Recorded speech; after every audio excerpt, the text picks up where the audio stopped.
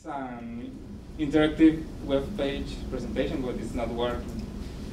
I'm going to read it because my English is not good at all, and well, I'm going to read it.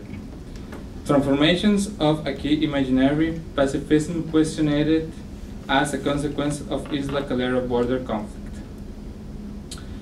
Well, this is a research project that some of the members of the Colectivo of Liberation Psychology of the Universidad of Costa Rica made, specifically Ignacio Dobles, Marisol Fournier, Daniel Fernandez, Cris Amador, that are in Costa Rica, they're not here, and myself, Eduardo Bolaños. This research was developed based on a qualitative methodology which consists of 31 interviews to high school teachers and the analysis of the reading press using the critical discourse analysis of the Dutch author Tim van Dijk. The central themes of the investigation consist of the characterization of the conflict, the meaning of the San Juan River in Costa Rica, the representation and belief of the other, in this case the Nicaraguan people, and the construction of the national identity self-image. Today I will talk to you about the discourse surrounding a key imaginary in Costa Rica, pacifism. Since the beginning, Costa Rica represents itself as a pacifist country mainly by two things. We don't have an army since 1949, and also there's the idea that the problems and the social issues are solved in Costa Rica in a peaceful way. These two things, among others, construct the national pride. These are really, really important things in Costa Rica. I'm going to quickly contextualize the conflict. The Isla Calero border conflict between Nicaragua and Costa Rica broke out at the end of October last year, when Nicaragua started dredging the San Juan River, which is the main natural border between both nations. Costa Rica branded this dredging as illegal. Subsequently, the conflict moves on and it takes place around the dispute for the sovereignty and possession of a part of Calero Island that is near to the San Juan River. It's close. Located specifically between the mouth of the San Juan River, Colorado, and Caño Bravo rivers in the north part of Costa Rica. Also, there were approximately seven Nicaraguan soldiers in Isla Calero issue that Costa Rica considered as an invasion, as a military invasion of Nicaragua. There were seven soldiers.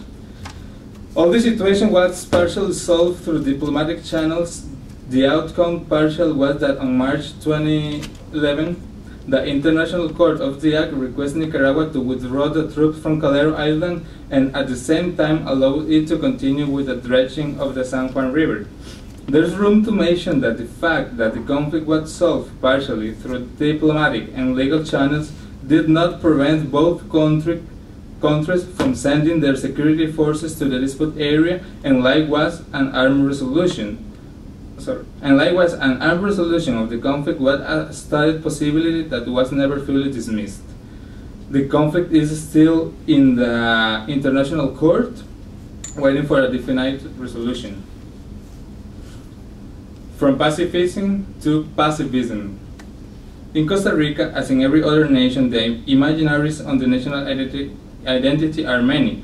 A short bibliographic review reveals some of the most important and historically held imaginaries: the sense of whiteness, the democracy myth, and maybe the one that concerns us the most nowadays, the myth of unconditional peace. In the social discourse, peace seems to be innate to us. We have it in our blood and our genes. There's that idea that in Costa Rica it never happens since the Big Bang, ideas like that. All these imaginaries build the Costa Rican exceptionality, which make us different from the other Central American nations considered as inferior. Historians like Costa Rican historians like Victor Hugo Acuña and Ivan Molina, and also an important writer, Tatiana Lobo, have documented that this Costa Rican difference started to develop since the 19th century, after the consolidation of Costa Rica as a republic and with marred political and economic purposes. It is surprising to find statements that were made more than a century ago are still in use nowadays and are very similar to phrases that we can find published in newspapers from the 21st century in regards to the conflict between Costa Rica and Nicaragua. One example. This is from our president, Laura Chinchilla, that our biggest strength is in our hearts and minds, in our love for this blessed nation, and in our adherence to the principles of peace, equality, and equity, of respect to the dignity of all human beings and peaceful coexistence between nations, and above all, the people and the cities. However, given the situation that took place between Nicaragua and Costa Rica, it is necessary for us to understand how this discourse regarding peace is being expressed and understood. The peace discourse maintained for decades seems to be under stress in this new conflict. So when the effective work by the government is compared to the subjective evaluation that the people interviewed have on it, important incongruities become obvious. For many of the teachers interviewed, the main error consists in the insistence on peaceful channels. Teachers perceived that there was an excessive of pacifism. For example, one of the teachers declared, "I think the government acts in a very pacific manner, many times excessively. Through those pacific channels is that many times others take advantage of us." At this moment, the traditional peace recipe begins to find its detractor and opponents, who perceive such recipe in two main ways. In the first one, pacifism is presented as a front that needs to be projected to the world, almost like a promotional sticker that becomes necessary to maintain appearance. In the second movement, that promotional peace turns out to be overwhelming, excessive, to the point of being responsible for leaving gates open for others, in this case, and almost in all cases, Nicaraguan government, to take advantage of us. Another teacher explains, "Oh, it's just that, from the pacifist perspective, we're hanging in there. Let's say we're fine, because all the channels have been exhausted. I think that also the government needs to have more character. And that is why these things happen." As it can be observed, the pacifist perspective gets in general a positive evaluation in the scale of social desirability. However, the most appealing aspect of this intervention is the opening of the axiological compass of action facing the evaluation of possible interventions on the conflict. The next diagram shows the logical followed by this argument. Well, you can see it because the presentation is not working, but says conflict, positive evaluation. If it is pacifist, has a positive evaluation. But if it is not pacifist, also have a positive evaluation. I'm going to explain that. From this point of view, the Pacific channels as well as the non-Pacific channels become alternative, equally legitimate to the solution of the conflict, contributing to an axiological relativism or a certain ethical easing. Another notable aspect is that the Pacific channel has a limit. It involves a but, marked by the lack of possession of character and energy, which are the necessary conditions to be able to put things in its place and act efficiently.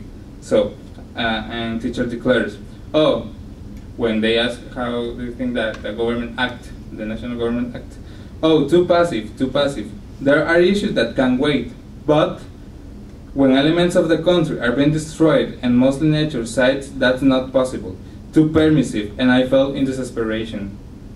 Nonetheless, that the non-Pacific path exercised always within the limits of the admissible, meaning trying not to violently disrupt with this politically incorrect imaginary of pacifism, The rhetorical procedure acts as a means of softening a stance that is known to be politically opposed to the cultural ideas of tolerance, respect, dialogue, and compromise, and on the occasion of this investigation, we have designed this as warmongering drive. The interview fragments shown below allow to appreciate this mechanism. Teacher says, and us with our history of being a Pacific country, we're also giving away. I am not saying war, but I'm saying firm hand. If help needs to be seeking, it should be done, but now to stop it, right? Another teacher says, I feel that, and that we're too Pacific. I mean, too tolerant. I'm not saying that we have to go to a war over that, far from meaning that, but I consider that we should be firmer. Another says, we don't do anything, we don't have an army, we don't have the adequate weapons. It is not that we need weapons, it's not that we need weapons, but we don't do anything because we are a Pacific country. In fact, you can already see all the risks that can come up. And the last one, it is not like you need to be shooting bullets around or anything like that. But there are things that do need to be defended. Likewise, this fragment and phrases like us with our history of being a Pacific country we are also giving away allow us to see how the concept of pacifism comes down to what we have called with the analogy pacifism. Pacifism as a form of passivity, a lack of a conclusive response addressed to the other who was established as an enemy. Thereby, the instance of the people interviewed entails three movements. The first one consists in perceiving the pacifism as a tactical disadvantage. The second one is resorting the desire of going to a war and have an army or armed forces in a soft and diminished manner. And the third one is exerting a firm reaction from the authorities. This is not only in the interview, but also in the mass media.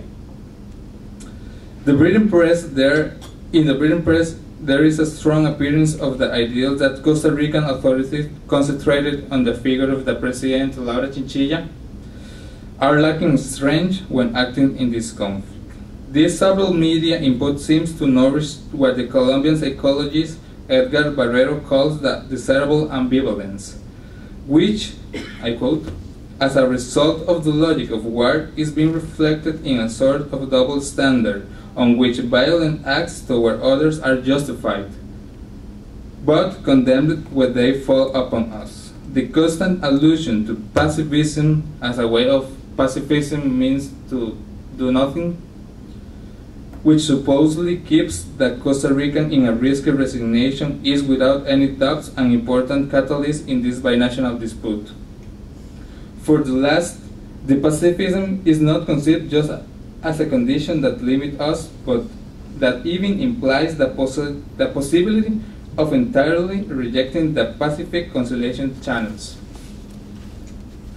I quote, and it's curious because it's a Christian teacher, social study Christian teacher, that says, the history of any society in the world and the world's biggest changes has been through the use of strength. It has never been through peace.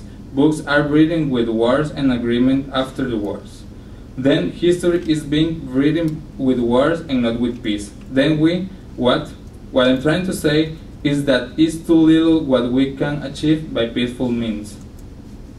As some conclusion ideas, the Costa Rica-Nicaragua conflict around Calero Island has generated strong reactions that are being decided by the exacerbation of a violent opinion that has penetrated the most diverse spheres and social contexts. These stances are being presented on the ranks of the pro-government conservative sectors, but also in the progressive sectors. Even though it is true that the imaginaries don't constitute by themselves nations, they do contribute to their creation and to the maintenance. While in many cases it is about strong imaginaries maintained through the history, their continuance is not static and invariable. On the contrary, they can be transformed as time passes and promoted by different interests. What we have been able to find in this section of our research is precisely the transformation and the critique of an imaginary that has been key in the construction of the identity of the country. The pacifism as an unquestionable value and innate characteristic of being a Costa Rican. In some way, Costa Rica means to be a peaceful person and to live in a peaceful country, now becomes for many some sort of backward state of unsoundness and a symbol for lack of efficiency, of lessness, and lack of character. Now, it's been a source for strong mockeries, as it can be seen in the next quote published in an article of opinion in the newspaper that Marisol showed us, La Nación, one of the most read newspapers, and this is written by an influenced person. They said, I quote, "The naivety and white handkerchief moved dimly by a bunch of cheerful preschoolers portrayed us." That was it, of peaceful stances. To finish, nonetheless, the pacifism, or at least the lack of an army, is being acknowledged as a value still, as long as it makes impossible to talk openly about the construction of a national army, for example. That's what we call one-mongering, right? Because what we find is that pacifism is being questioned, but people can't be able to openly say that they want an army. So at this point is seen as politically incorrect, but the criticize of the pacifism, it's really impressive for us, but you can think about that in the last years. It was unthinkable, but it's happening. So we are seeing a transformation of this imaginary that was a really important imaginary. And that's all.